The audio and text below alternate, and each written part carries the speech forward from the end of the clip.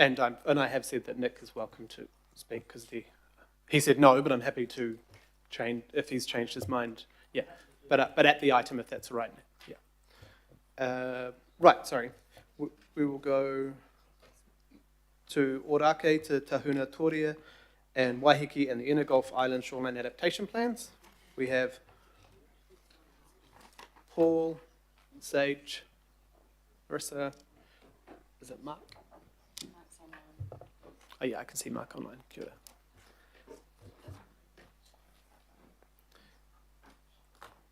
Now, everyone, for the new councillors, you may not have had a lot to do with the shoreline adaptation plan, so we've got pretty clear report, but also the team are going to give you a bit of the context of who they are and also where the shoreline adaptation plans have come from and why we're here today.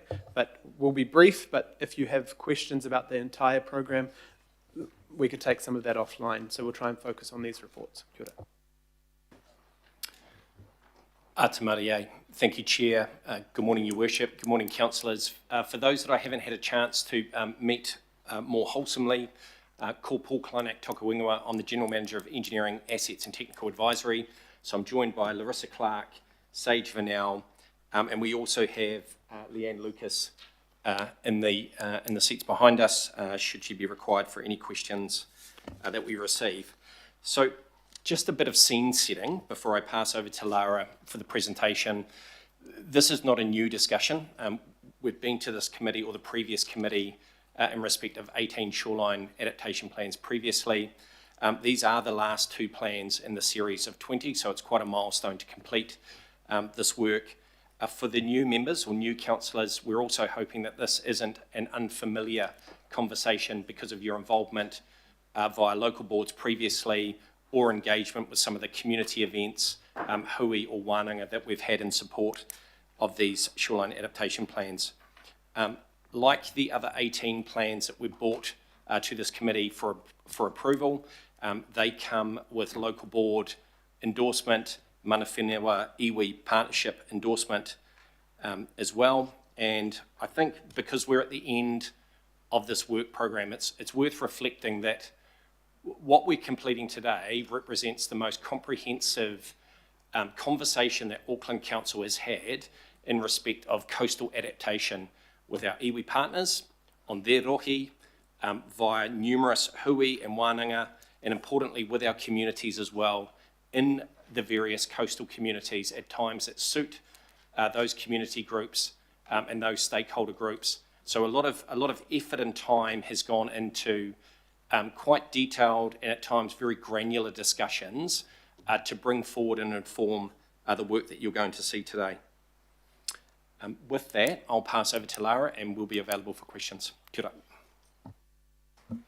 ora. Ata Maria.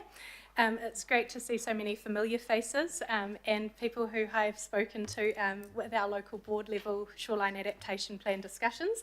I hope the next few slides serve just as a reminder in terms of the purpose of this program, and I'll just walk us through a little bit of that context before we get into our plan specific details. So as you can see on the screen in front of you, the green area of the region is where we already have developed plans which have been approved, and we're focused in our blue area within the Hauraki Gulf, the Inner Gulf and Waiheke, and the Orake to Tahuna Toria area.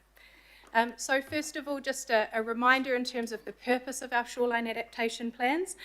They are about long-term consistent decision making for council-owned land and assets, and their scope, the purpose and to what they apply is our council-owned land and assets. So as Paul has noted, they're the first step towards adaptation planning. It builds on a view of coastal management going back to the inception of Auckland Council with our coastal management framework, and it is a series of plans which are living documents which will continue to inform how we manage our assets and our land holdings on behalf of Aucklanders. So Stepping through into how this fits within the broader Auckland Council work programme, you will see at the bottom of the graphic on your screen there the shoreline adaptation plans. So they are, and I'll speak to this in terms of implementation, really giving us a roadmap from today in terms of how we think about asset management, how we respond to storm events, and how we make sure that we've got a really comprehensive plan across our many different asset types and land holdings, but they also help us plan for the future. You'll see within the graphic here, which comes from our Resilient Tamaki Makaurau work programme, that we are just a piece of the puzzle alongside our climate plan, alongside the Resilient Tamaki Makaurau work programme, the Auckland Unitary Plan, the education and public-facing programmes that we have about sharing information with our communities, our emergency response and management, and all of our individual asset management plans, which the shoreline adaptation plans will inform through their implementation. Now, how have we formulated these plans? What are the steps that we've taken and the information we've considered? Well, first of all, we've looked at the Ministry for the Environment's advice around planning for coastal hazards and climate change, and we've looked at what do we know at a regionally consistent scale around the plans. So you'll see under what is happening on the left-hand side of your screen, a graphic which looks at sea level rise, it looks at coastal inundation, flooding, and our coastal erosion and instability. And when we're talking about our low climate change scenario, we're considering our present day hazardscape, and we're considering 0.5 metre of sea level rise. When we look to our moderate climate change scenario, we're thinking about that 0.5 metre up to 1 metre of sea level rise and what that looks like in terms of coastal flooding, coastal erosion, and our flooding as that interfaces with the coast. And when we're talking about our high climate change scenario, so looking further into the future, we're looking from that 1 metre up to 2 metres of sea level rise, and we're thinking about how we might need to plan and adapt our coastal areas in response to that altered hazardscape and potentially altered frequency of hazard events. Now, when we're thinking about what is happening and we're talking to our communities, we're thinking about what matters most. Now, the focus and purpose of these plans is council's land and assets that we look after on behalf of all of Auckland's communities and future communities. So we're looking at what we've heard through engagement, what we've read about in the policy and the previous engagement that council's undertaken. We've looked at our cultural context, and we've worked alongside all 19 of Auckland's mana whenua. And we've also considered the ecological resources that we are the stewards of in many of our regional parks and our coastal areas. And when we think about what can we do about it, we've had to consider actions across a whole range of different assets. So we're thinking about our roads, we're thinking about transport infrastructure, we're thinking about our parks, we're thinking about our managed areas of our beaches, we're thinking about our water networks as a really comprehensive suite, as I know you're all aware, of infrastructure. And so what we've come up with is these 4 key strategies which give us a pathway through those 3 climate change scenarios you can see on the left-hand side of your screen there. And we talk about no action. Where we say no action, we may have limited council assets and we may have land holdings such as many of our regional parks, which are very natural in their current character. And what we'd be looking at there in terms of a response would be allowing those natural coastal processes to continue. So we wouldn't be looking to intervene in those environments other than perhaps supporting those natural systems such as dunes and the like. Where we talk about maintain, this is applicable to probably the largest portion of our coastline. This is where we have assets and where we have land that we may need to be thinking about how we manage the risk in relation to. So in terms of engineered feedback and trying to give some examples here, Your Worship, as well, we'd be thinking about how we renew our assets or what actions we might take if any of our coastal assets are damaged. We would think about what sort of climate change and natural hazard scenarios we need to plan for and ensure those assets are resilient too. So it might look at raising the crest heights if we're thinking about coastal protection structures. We might be thinking about locating things away from our active coastal edge, slightly landward, if we're looking at renewing assets in those coastal environments. Or we might be looking at opportunities for nature-based solutions which can help support some of those natural environmental outcomes as well. Where we have protect, the next one down on your screen there, that's really applied where we have a lot of coastal modification already, or where we might have specific armouring, coastal defences. And protect is really saying we are going to maintain the coastal edge exactly in the location that it is today, and we need to maintain the uses that are there. So that might be some of our major roads and arterial routes. It might be where we have closed landfills at the coast, or where we have really important coastal access structures. So as we talk through today's plans, we can see that through the Orake area with Tamaki Drive, and we also have some really key and critical coastal infrastructure across the Hauraki Gulf Islands, which is really essential for access in those locations. Adaptation priority tends to come in across our plans in that sort of moderate climate change scenario, and that's where when we look at our hazardscape, we look at the assets and the uses that we have and the values that our communities, our iwi, and our environmental resources have and hold in those areas.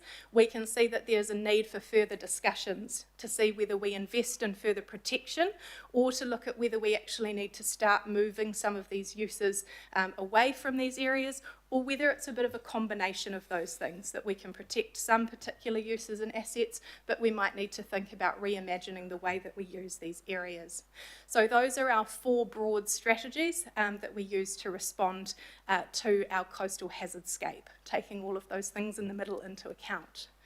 Now, this is the last 2 plans, and it's really pleasing to be here before you all today in this work program, which means that we can really focus on implementation and integration right across the council group.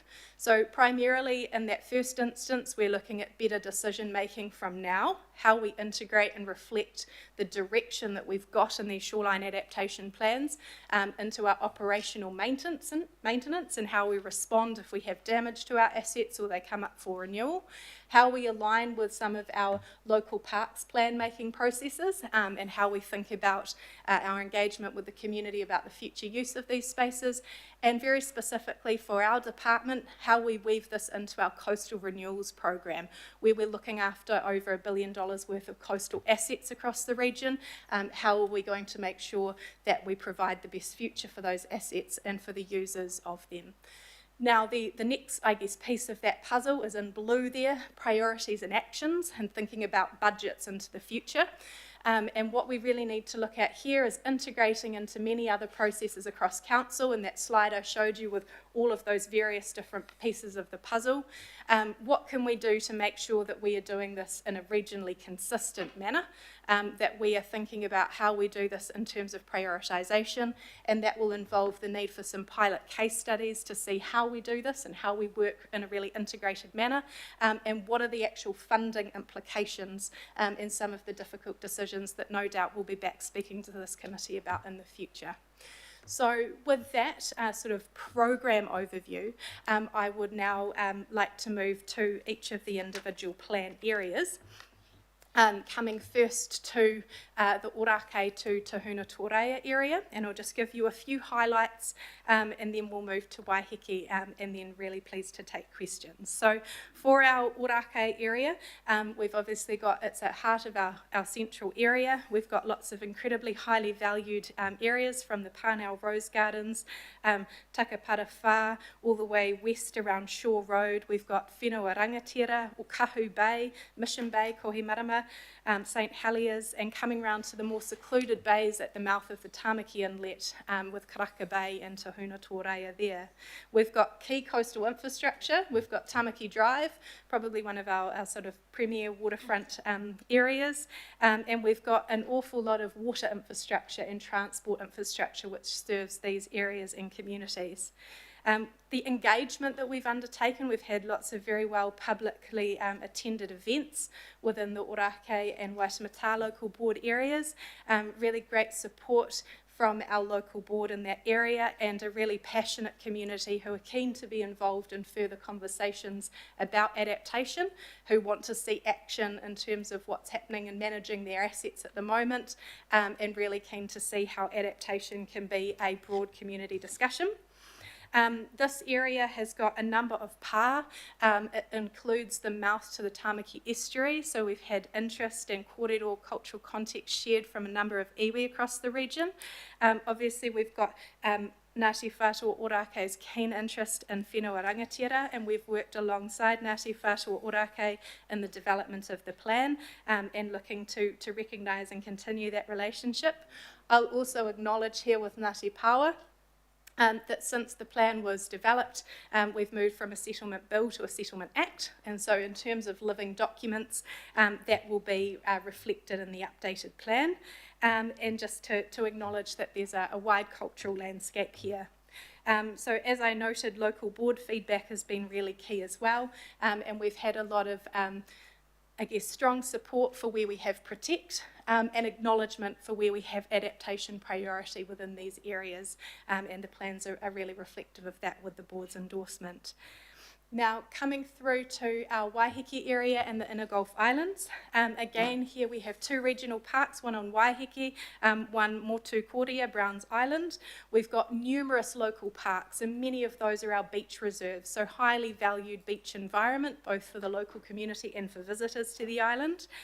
We've got co-governed reserves within Waiheke Island as well, and we've got some really key Auckland Council building and infrastructure, such as our ferry terminals, our wharves, waste transfer stations, and closed landfill assets as well. And then that is of course served by our local road network and our local water networks where applicable within the islands. Again, engagement on Waiheke has been really positive. We've had lots of discussions with our local communities and direct engagement with local community organisations, and they've been really supportive of a community involved adaptation planning process, and also really keen to see implementation and action with the coastal infrastructure for the islands. Engagement with iwi within the Waiheke and Inner Gulf Islands has again been with a number of iwi, Ngāti Pawa, Ngāi Taiki Tāmaki, Ngāti Whātua, Ngāti Maru, Tamatera, Whanaunga, Patu Kirikiri, and really, you know, a very complex and rich cultural landscape within the islands as well. So that sort of brings us through, I guess, the highlights of our two plan areas, a brief overview of the program, and I will move to any questions. Kia ora.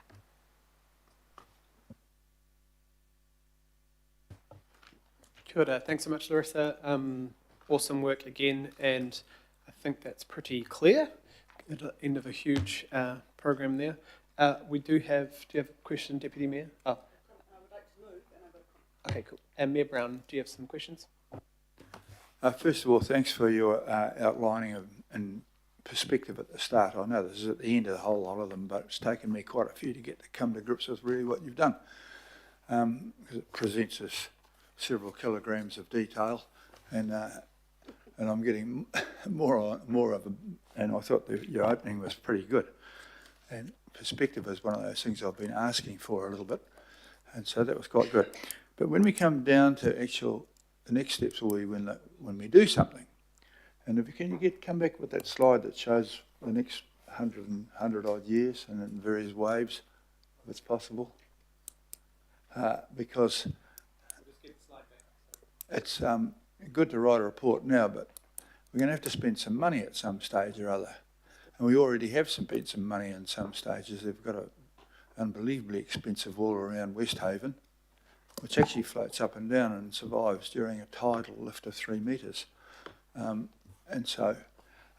I'm kind of worried about the next steps. And you will be able to influence them because you've been quite rational, I'll give you that. But when you look out there, we've got 100 years. And one of the things that worries me that I've been hearing consistently, particularly from government departments who love throwing money out the window, is the need for future proofing. And when City Rail opens, you'll go into these ludicrously expensive cathedrals, which are future proofed for in 50 years' time, we're going to have to go from 6-carriage trains to 9-carriage trains. It never occurred to anybody to have 6-carriage trains and just use them 50% more often, which is what I would have done. But nevertheless, these vast, expensive barns down there are for future proofing. And when we do future proofing, what it means is that we're going to either spend a shitload of money we don't have now or not do it at all. And there's been some bad examples of this, and some things which we've done really sensibly in the past are now used as bad examples. With the Harbour Bridge, our forebears built 4 lanes, and they future-proofed it by having strong foundations. But I now hear people criticising for not building 8 lanes at the start, because we didn't have enough money for 8 lanes. So if those idiots had been in charge, we never would have had a bridge. And those idiots are starting to get in control now. Maybe we'll just get back to the question, Mayor. Yeah, the question is, have these people got the wherewithal to understand this so that we can resist idiocy?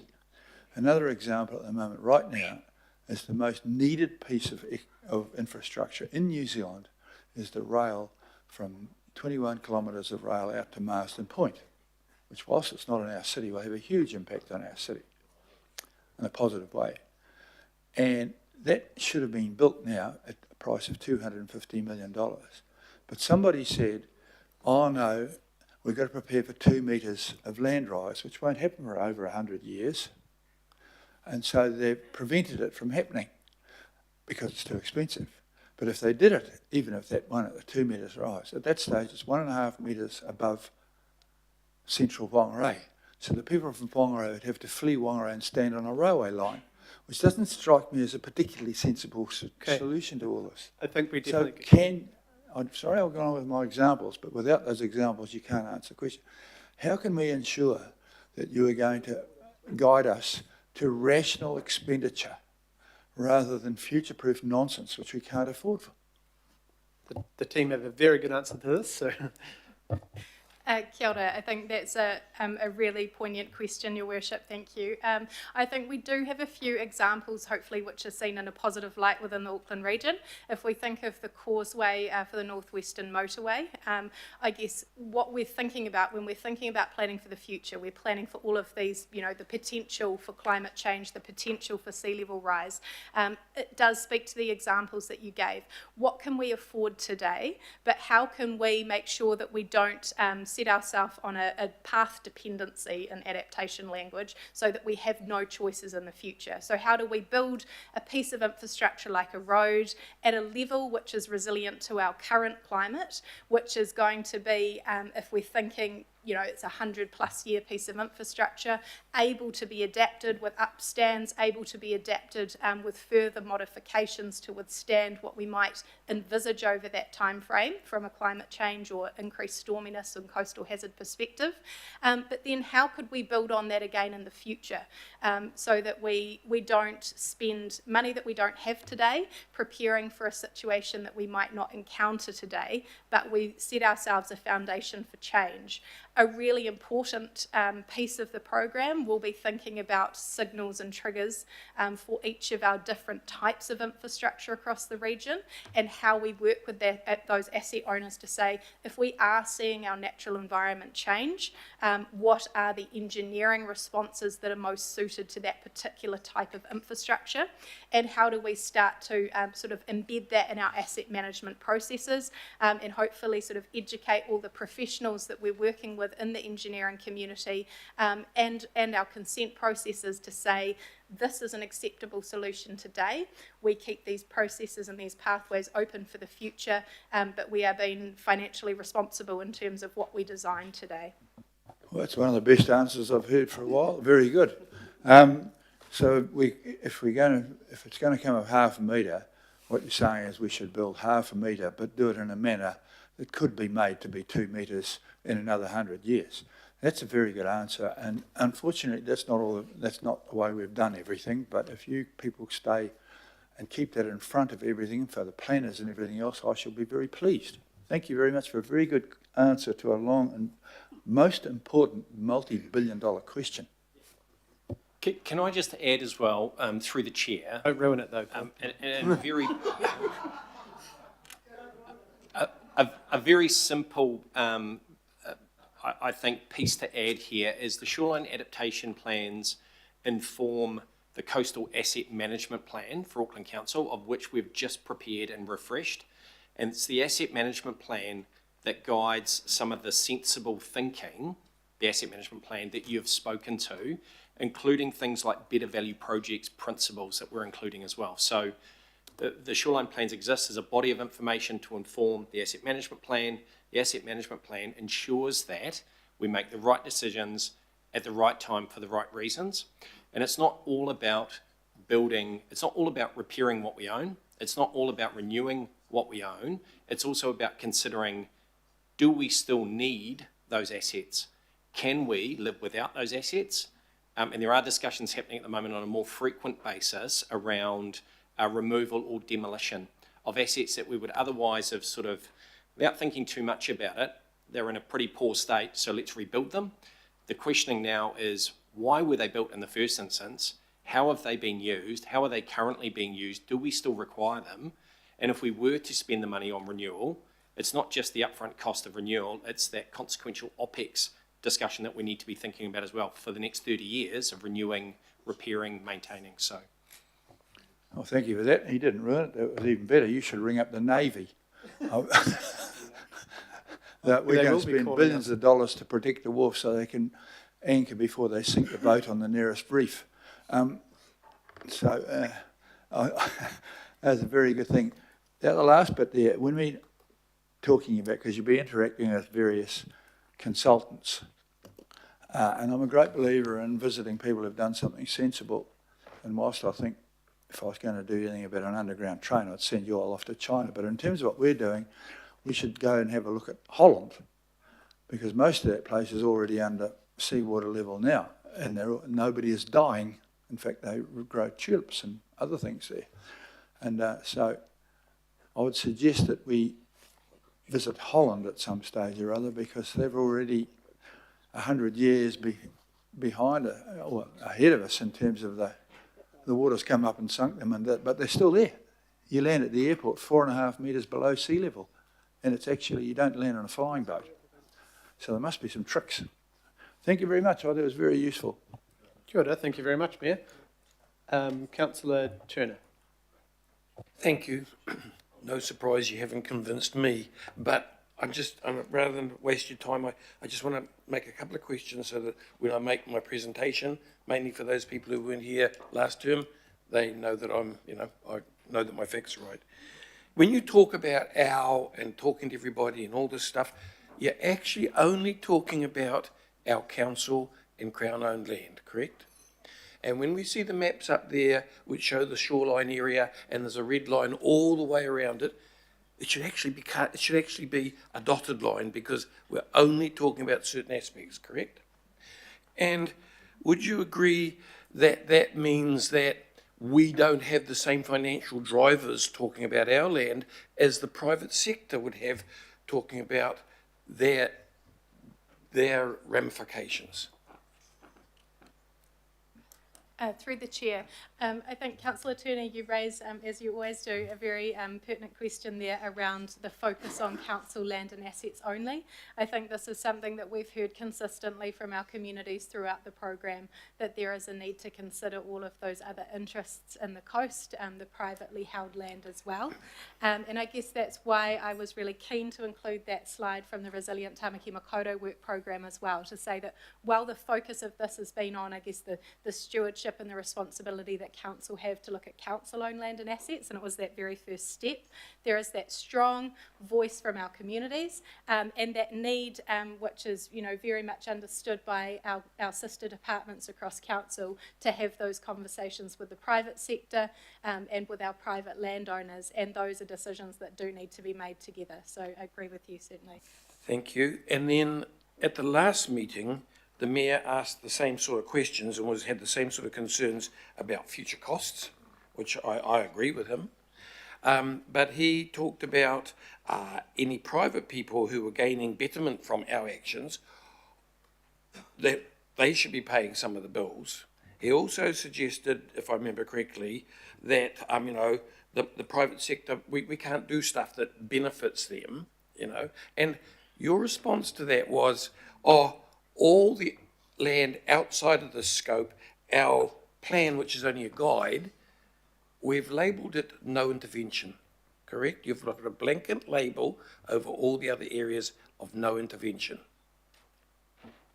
So through the chair, in terms of areas where it is a sort of only private ownership or we don't have any council assets which are located in those areas, then it is that first strategy that's on the screen for us here of no action. So that's really saying that there is no action identified to be taken to manage risk to council land and assets.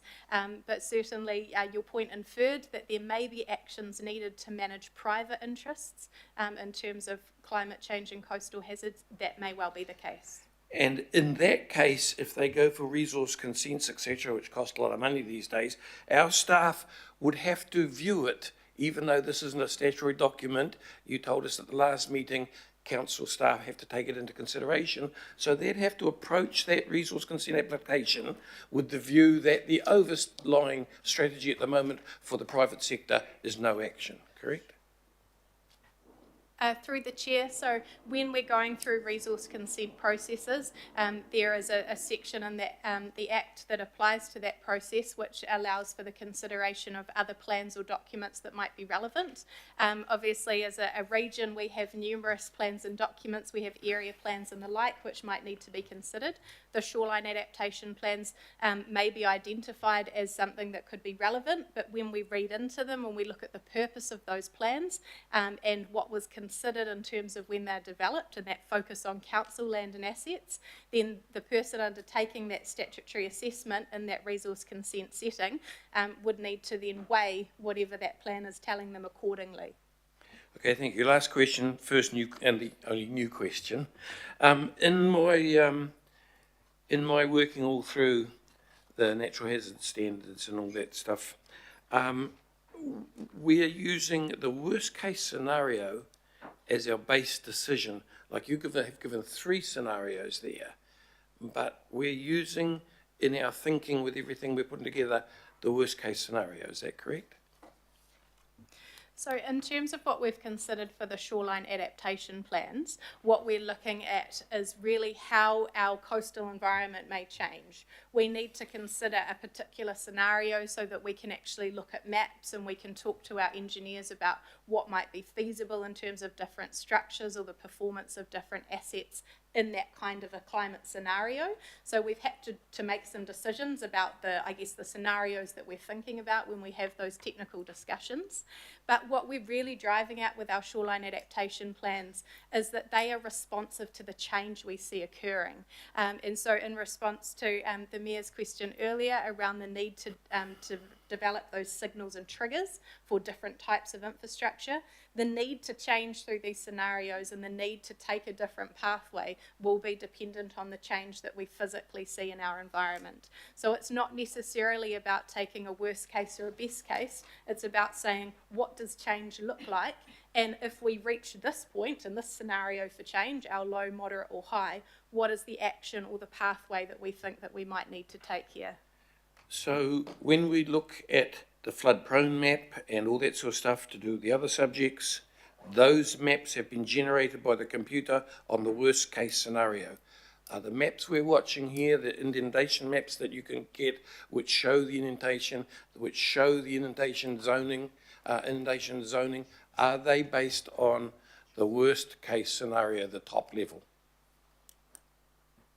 So through the chair, in terms of the mapping that we've looked at the best available regionally consistent information that Auckland Council holds. So what we've looked at for our coastal hazards is the information that was prepared sort of back in the early 2010s, which was prepared by NIWA.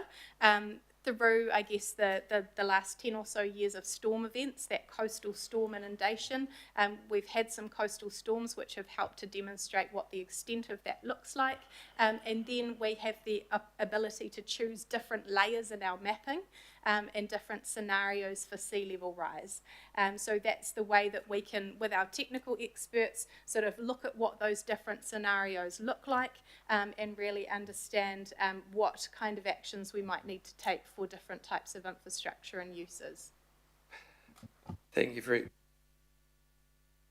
much, Mr. Chair. I won't go any further. That was a very complicated answer. I was only looking for yes or no. Thank you. Very good answer, thank you. And thanks, Councillor. Councillor Patterson-Hamlin. Kia ora. I suppose it's the other side of that coin that Councillor Turner mentioned that my question's about. So I'm thinking about things like seawalls that are privately built by individuals on coastal properties on occasion. I'm aware that they can have quite a significant impact on the coastal erosion downstream, as it were. Where does that fit into the shoreline adaptation plans? Is that one of the signals and triggers that you were talking about? So if a private seawall is built and then that then accelerates the coastal erosion on the council-owned asset, for example? Thank you, through the chair. So in terms of how the potential for effects would be considered, or the monitoring associated with those private structures on private land, that's something that would be considered through a resource consent process for those structures, and might be subject to conditions or a requirement for monitoring. If there was effects which were sort of identified, then that would be something that could be raised through a sort of a compliance and monitoring type forum to address, any adverse effects associated with a structure like that. Thanks so much. Thanks, Councillor. Councillor Henderson. Thank you, Chair. Two questions. Just going to the Māori impact statement, and I'm looking at paragraph 61 there. We're talking about treaty settlement processes being ongoing. Just think that we should be also mentioning the Taku Taimwana Act. We should be sort of planning for customary marine titles and things like that, which, as you know, changes the whole face of management around the coast. So I guess my question is, are these plans flexible enough to kind of adjust when these changes go through, if they do go through? Kia ora, through the chair, great question. I think this is one of the key things about adaptation planning, and certainly for these plans needing to remain living plans. I think from the start of the program up till now, we've had numerous resource management changes, systems sort of mooted and then changed again. We've had numerous legislative changes, and I guess the best outcome we can look for adaptation planning is getting some shared objectives and some shared outcomes, and finding those areas of how do we want this place to look in the future, for our future generations as well as our current generations. And if we can kind of embed that in our plans, then hopefully they will endure through whatever legislative change we can see. Well, thank you. I really appreciate that. Just my final question, Chair, is, look, I think this is fantastic work, so thank you for that. I'm just sitting here wondering, and just putting you on the spot a little bit, if a majority of this council were to vote this plan down today, what would actually happen?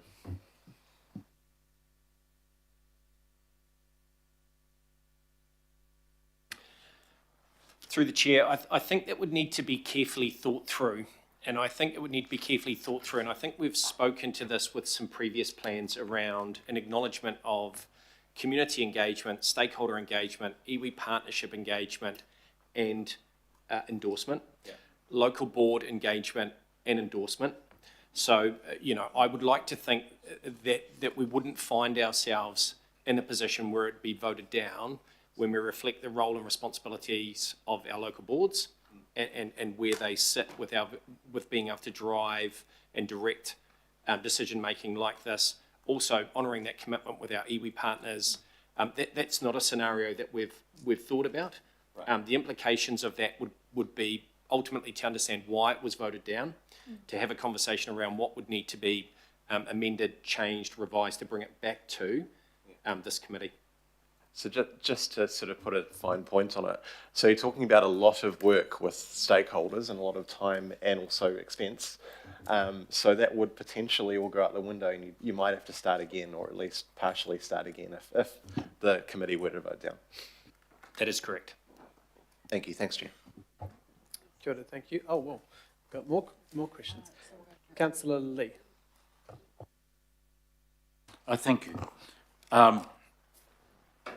Just some points in regard to Waiheke Island coastline. A very important archaeological site. Given this is to deal with impacts of sea level rise, really, isn't it? I may have missed it, but there is an important archaeological site at Owhiti Bay at the eastern end of the island, it's not publicly accessible except from the sea. It's an archaic site. I think Auckland Museum had a look at it about 40 years ago, but nothing has been done to formally survey or investigate it. So I think that's worth noting, considering possible impacts on that very important site. Another more historic site, not a prehistoric site, a historic archaeological site at Church Bay. I think it's kind of mentioned, but that was a massive settlement in the early 19th century, and they're last time I was around there before a billionaire bought the property. There's vast area of Midlands there, and I think that's quite important. That's post-European contact. One, you have mentioned that the Hākai Mango Mātiatia Northwest Waiheke proposed marine reserve, but you don't seem to have mentioned the existing Te Matuku Marine Reserve, and that has important implications for sea level rise. If the sea level rises, the marine reserve will get bigger, presumably. However, currently the council is dealing with an application for a tip site, a so-called clean fill, right adjacent to that, and the area floods, and will presumably, under the moderate sea level rise scenario, flood more frequently and more significantly, and that is to discharge into the marine reserve. Councillor Lee, I'll just see if, because we're still in questions, but I'll just see if Lara has any comments on the three. Why every time I speak I get interrupted by chairs? Please let me finish. I'm elected to speak here, Mr. Chair, and I'm getting. Councillor Lee, we're in questions, and I know that. Yes, I'm sorry. I will get to a question. I've already asked why these things are not there. So please do not interrupt me. As the chair. Okay. Now I'm carrying on. Yep. But in terms of the Te Matuku Marine Reserve, could you consider the impacts of climate change on the marine reserve with discharges coming from a proposed dump site? Thank you very much. Through the chair, thank you, Councillor Lee. So just noting your first point in relation to maybe unrecorded cultural sites and where they might be located in areas where there's very limited council land and assets, and as Councillor Turner was sort of questioning there, they are in many cases identified as the no action strategy. This is, I guess, a conversation, a kōrero that we've had with many of our iwi partners across the region, concern about losing these sites and the need to think about planning for them in the future, not only their cultural but also their heritage value. And so I think that is something that is forefront of mind for our iwi partners and certainly for many of the specialists within Auckland Council who have interests in terms of that cultural heritage area. Speaking to Te Matuku Reserve, I believe we have identified it in the Volume 3 document. They are rather long documents, so I'd be happy to identify those sections for you. In terms of council land and assets within that particular area of the shoreline adaptation plan, it would be the Te Matuku stockyards and the roading connections there that are sort of, the primary focus of these shoreline adaptation plans.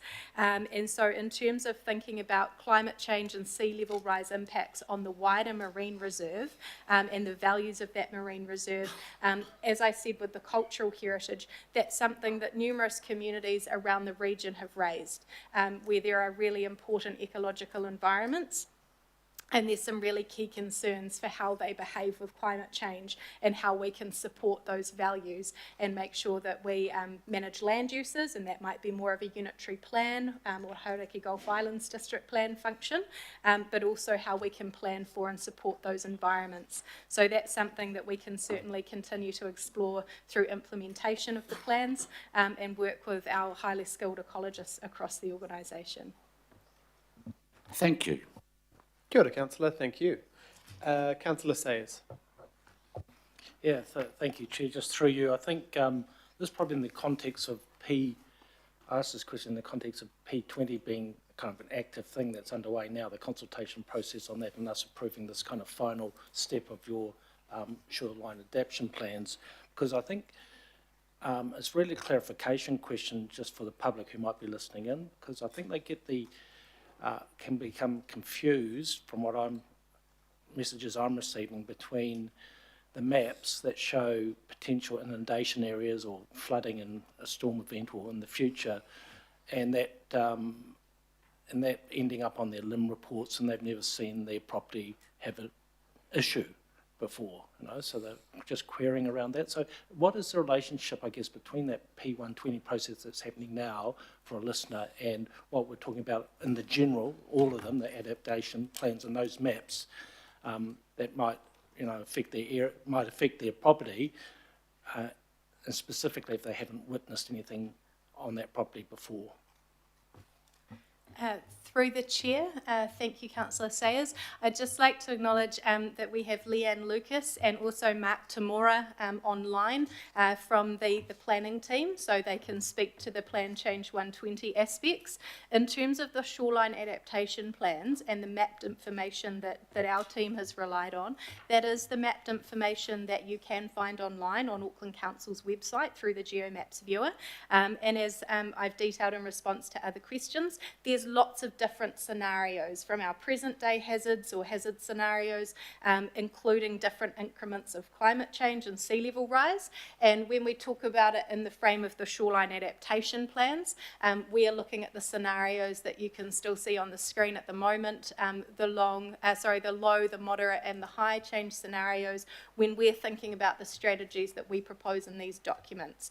We're relying on that Auckland Council information, and that is what has informed the work that we've done to respond to that. I'll take the Chair's direction as to whether there's a response here from the PC 120 team as well. Kia ora. Kia ora. I think it's connected, but it's not the same thing. So we just have to consider how it was related, because similar to Councillor Turner's question is that a lot of the inputs to the shoreline adaptation plan come from our actual plans, data, engineering reports. It's not the other way. It's not really the shoreline adaptation plans input into our planning document. It's there an input into the shoreline adaptation plans, and then we focus on the assets that we have. I don't know if, maybe if we can flick, if there's any specifics, Councillor Sayers, to John, and we can get the team. Well, I think that's all helpful. What I'm trying to do, Richard, anyone listening in, just what you said might be helpful, what you've just said right now about the way what's informing what as well. But if there was any further elaboration about those interrelationships, John, that might just be helpful just to clarify that at a high level. Sure, we can do that. Yeah. Thanks, Councillor. Councillor Waniata. Yeah, thank you, Chair. Lara and Sage, great to see you. Did some great work through the Manukau Harbour Shoreline Adaptation Plan, so very grateful for that, and great to see the good work continue. Just with respect to the rail line from Oiraki to Meadowbank, through Hobson Bay, it's a little, or I believe it's a little known fact that it's one of 2 rail lines in the world that's bordered directly by water. So that almost 2 kilometres of rail lines, very unique to the world. But looking here, you've got protective railway infrastructure over Hobson Bay, understanding that Kiwi Rail owns the rail line. Is there a maintenance plan in place that you're putting across the next 10 to 50 years to assure that all of this investment in the CRL is going to be protected? Kia ora, thank you, Councillor. That is an interesting fact that I've learned something today, so thank you. Through the Chair, in terms of the protect there, the protect is really directed at the Auckland transport interest in exactly that connection as you've identified. So it will be very much, this is the first opportunity to highlight that might be something that we need to consider more carefully over time, and that will need to most certainly be done with Kiwi Rail as the asset owners in that case. So the protect is very much to reinforce the importance of that connection for our public transport network, and it will require those further discussions and thinking around how that will be achieved. Thank you very much.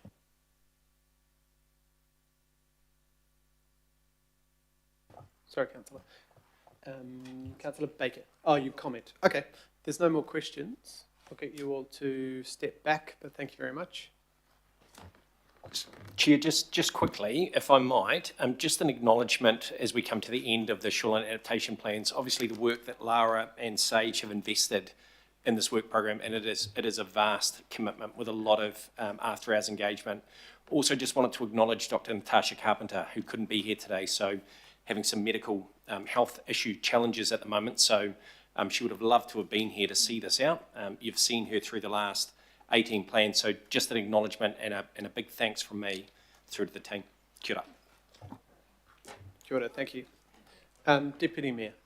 Yes, thank you, Mr. Chair. And to Paul, Sage and Lara and the wider team, I just want to say a huge thanks for the work that you've done. I was actually, with your indulgement, Mr. Chair, going to add a B, if that was possible, to thank the team for the work they've done in this space. But today is actually about approving 2 plans. And it comes no surprise as I would support both, specifically around the Ōrākei stuff.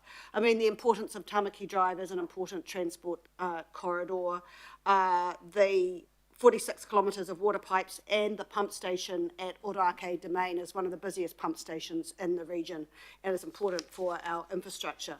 As well as Tahuna Taria, which is one of the most special environmental places that we have that borders my colleague Councillor Bartley's ward as well.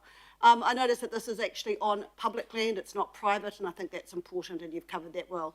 Lara, just a bit of a shout out for you, an endorsement from the Mayor of what you've said. That's not a mean feat, so huge congratulations. I think you can take that as a real big plus as well. But Mr. Chair, thank you, and I'm really pleased to see the final last 2 coming across the line for these plans, which are vitally important for our planning for Auckland going forward. So thank you, and I'm happy to move. Kia ora, Deputy Mayor. Councillor... Yeah, it's coming. Yeah. Councillor Turner. Thank you very much. No surprise, I won't be supporting this. I do want to say thank you for all your work. I understand you've done a lot of work, and I know that you've come and fronted a lot of the public. I too would like to sit here today to see this out, but I doubt that'll be the case. I want to make the point that I agree with the Mayor about the future, about going ahead, about building the right things, making the right actions. He kind of turned his discussion around at the end there when he started talking about Holland, which again is my point. What I'm worried about with this stuff is that it brings in a level of complexity, with all due respect, like Lara's answer to my last question. The public can't navigate through this stuff.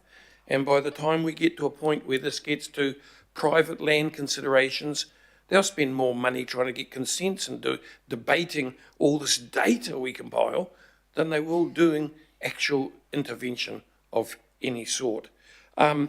I'd also point out, with all due respect, that the cost of our due diligence isn't a reason to continue irrelevant. And I'd also point out that the Northwestern Causeway was raised because it was sinking and went all wobbly, not because the sea was inundating it. I won't say any more. I just let it be known that's why I'll be, to those who haven't seen me voting against this before, I'll vote against it for the last time too. Thank you. Councillor Baker. Thanks, Chair. And so just, look, these started in Franklin, and I think it's good to see them through. This is about council land. And, we can't do everything for everybody, even though some people want to do that. And so, this is a great piece of work. It allows us to know where we're going, what we need to plan for, and what we might need to budget for. It also allows, and as we've found when we started these in Franklin, talking to the people in the likes of Clark's Beach and other places, it actually gives them some guidance as to what they can possibly do without council doing it to them or for them. And so, because they do have a responsibility as a landowner. And so, well done getting it to this point. I note that 21 local boards have endorsed these. Whilst they might have some little, they might raise things, 21 local boards have endorsed every single one of these, and that cannot be discounted. So to Lara Sage, and in particular Paul, but also to Natasha, huge thanks, and all the very best, I think, from all of us to Natasha as she navigates her way through the things that she's facing. So well done, and I just hope that we pop these through, because how bad it would look if we accept 18 and then for some obscure reason vote against 2. Are there any other speakers? Thank you. I'll just quickly close up as well. I think mostly Deputy Mayor and Councillor Baker have taken most of what I want to say, but just want to say to the team, it has been a phenomenal ride. It hasn't come from nowhere, this work. We think of this Tasman Tempest, we think of 2023 with Gabrielle, all sorts. We have had significant numbers of our assets ruined, then we replace them, and then the next storm we replace them again. We've had to work with communities to understand whether a seawall is the right thing or a dune is the right thing, and I think communities are starting to understand the changing nature and that assets might need to be removed, or they can be protected in less structured concrete ways and actually get better outcomes for the environment, as well as protecting future assets and parks, and might be moving the Surf Lifesaving Club in the future, or whatever it is. Some of the discussion has caused upset, a bit of mourning for potential the future is coming our way. Sadly, some of those early discussions were mirrored in the 2023 floods in Gabrielle. We saw a lot of what was predicted in some of these earlier plans happen in front of our eyes. So also want to acknowledge the team for working with mana whenua from the beginning. Often council can present plans already worked up to mana whenua and go, what do you think? Please tick it off. But this was done right to the beginning, looking back thousands of years, looking at stories, principles, why we shouldn't have put things in certain areas, how to protect urapa, par sites, middens, things like that, as well as the council infrastructure. So to have, as Councillor Baker says, mana whenua virtually on board with every part of these plans, as well as local boards, as well as many communities along that ride. And we delayed some plans to make sure communities felt better, or local boards were on board, changed, tweaked, rewrote. It hasn't been done to us at all. And I think, as the Mayor and others have said, we need to use this correctly to save money, but also make sure communities feel they're getting access. On the Netherlands, go check out their adaptation plans. The Netherlands have a lot of these sorts of plans, and they're all feeds into how they build and how they bring their communities with them because of the issues they're facing. On the Northwestern Causeway, you'll look on the NZTA website, and it's all about climate and the future adaptation and the need to do that massive project 10 or so years ago because of climate change. So, it is really important that we work with the facts as well. And I do want to send thanks to all the team, but especially Natasha right now. I know she would have loved to have been here for the last few plans, and I'm sorry she's unwell, and we wish her well to get better ASAP. But I know she might be watching, like many of us geeks watch council videos when we can't be here. But yeah, thank you all for the work on this. And Excuse we need me, to go Mr. to Chair. a division. Mr. Chair, I will supply you the facts that it was sinking. No, it was sinking. Well, Yes. thank you. Well, you just said I felt there was an inference. Councillor, out of order. we all have our 5 minutes, and my 5 minutes was to talk about the facts as well. It was thinking, but that was mentioned due to climate change as well. We're going to division. Kia ora. Thank you, members. A division has been called. We will start the vote, and I'll request you to vote electronically through resolve. Thank you.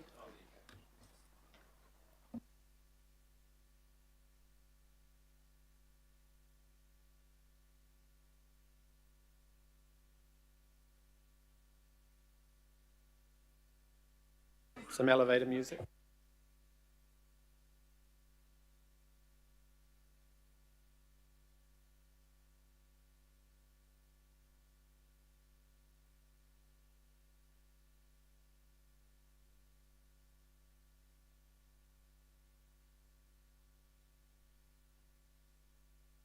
Oh, it says that Councillor Williamson hasn't joined the meeting.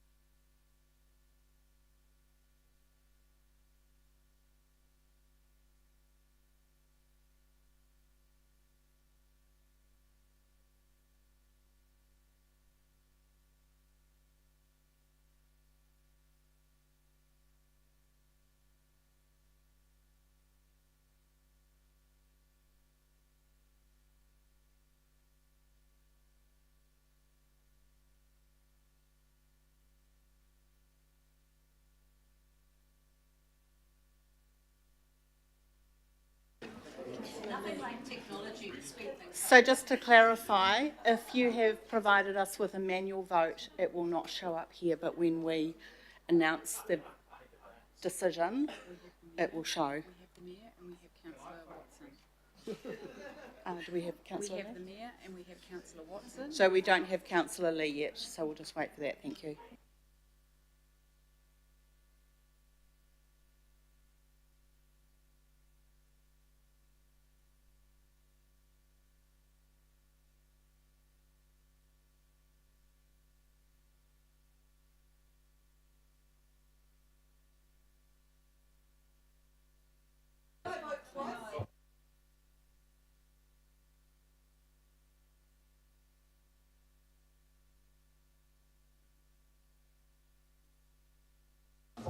Oh, sorry, Councillor Lee, did you want to be asked?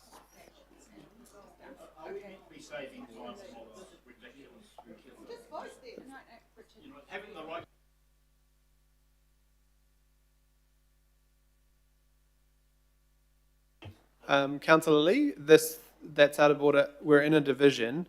The system is the system and 19 people used it. Would you like, well,